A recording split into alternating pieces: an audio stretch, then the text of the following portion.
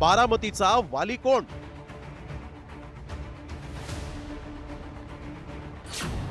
शरद पवारांनंतर मीच वाली, अजितदादांचं वक्तव्य.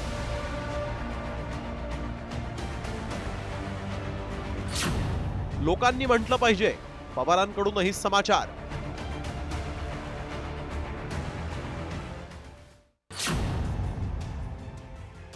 राज्यात सर्वाधिक चुरशीची लढत बारामतीत होतीये.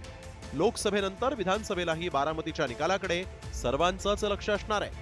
बारामतीमध्ये कोण दादा, कोणता पवार पॉवरफुल, याची चर्चा सध्या जोरदार सुरू आहे. अजित पवारांनी बारामतीतील एका सभेत बोलताना शरद पवार हे लवकरच राजकारणातून निवृत्त होणार असून त्यानंतर बारामतीकरांना कुणीही वाली राहणार नाही, त्यामुळे भावनिक होऊन मतदान करू नका असं आवाहन केलं. त्यांच्या या विधानानंतर शरद पवारांचा राजकीय वारस कोण याची चर्चा राजकीय वर्तुळात सुरू झाली आहे. यावर काकांनी आपल्या पुतण्याला जोरदार टोला लगावलाय. लोकांनी वाली म्हटलं पाहिजे, स्वतः म्हणून काय उपयोग, असा टोला पवारांनी लगावला. साहेबांनी सांगितलं 1.5 वर्षांनी मी त्या ठिकाणी परत उभा राहणार नाही, निवडणूक लढवणार नाही आणि खासदार पण होणार नाही. त्याच्यानंतर कोण बघणार आहे याचा विचार करा. आणि कुणात तेवढी धमक आहे, कुणात तेवढी ताकद आहे, कोण शब्दाचा पक्का आहे.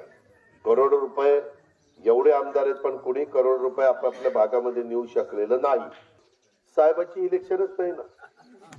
साहेबांची इलेक्शन आहे का? भावनिक करायचा प्रयत्न केला तर त्याची इतकी मोठी किंमत बारामतीकरांना मोजावी लागेल.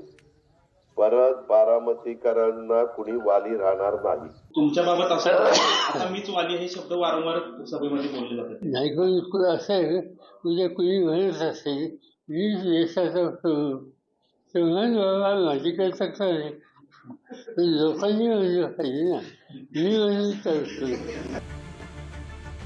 काही दिवसांपूर्वी फलटणमधील प्रचार सभेतही अजित पवारांनी शरद पवार राजकारणातून निवृत्त झाल्यानंतर हा पठ्ठ्याच तुमची कामं करणार, तिथं आपलं नाणं खणखणीत आहे असं वक्तव्य केलं होतं.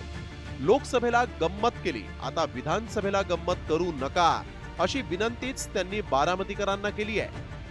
आपल्याला पुन्हा एकदा महायुतीचं सरकार आणावं लागेल आणि त्याच्या संदर्भात तुम्ही नेहमीच मला साथ दिली. आजपर्यंत तुम्ही घड्याळालाच बटन दाबत आलेला आहे. थोडस लोकसभेला काहीतरी गंमत केली, परंतु ठीक आहे, मी आता त्याचं काढत नाही. आता मात्र विधानसभेला गंमत करू नका, नाहीतर तुमची जम्मतच नाही.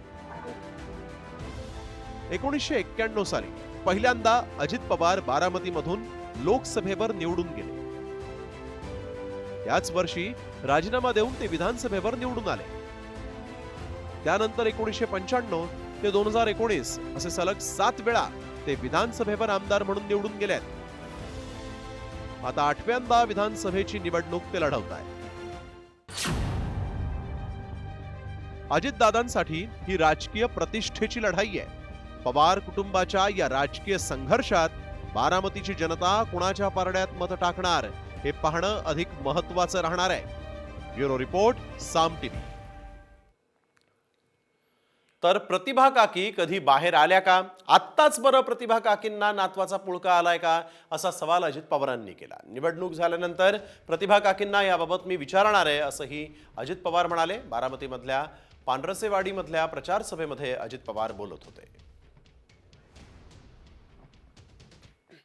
मला तुम्ही 91 पासून आमदार केलं, खासदार केलं, तेव्हापासून कधी प्रतिभा काकी आल्या बाहेर? आताच म्हणजे काय नातवाचा पुळका आलाय मला तर काय कळत. जर एक मिनिट जर मी खाताडा पेताडा काही गंजाडी पिंजाडी असतो तर गोष्ट वेगळी. त्यानं वाटोळ केलं बारामतीचं, ही पार बाद झालेला आहे.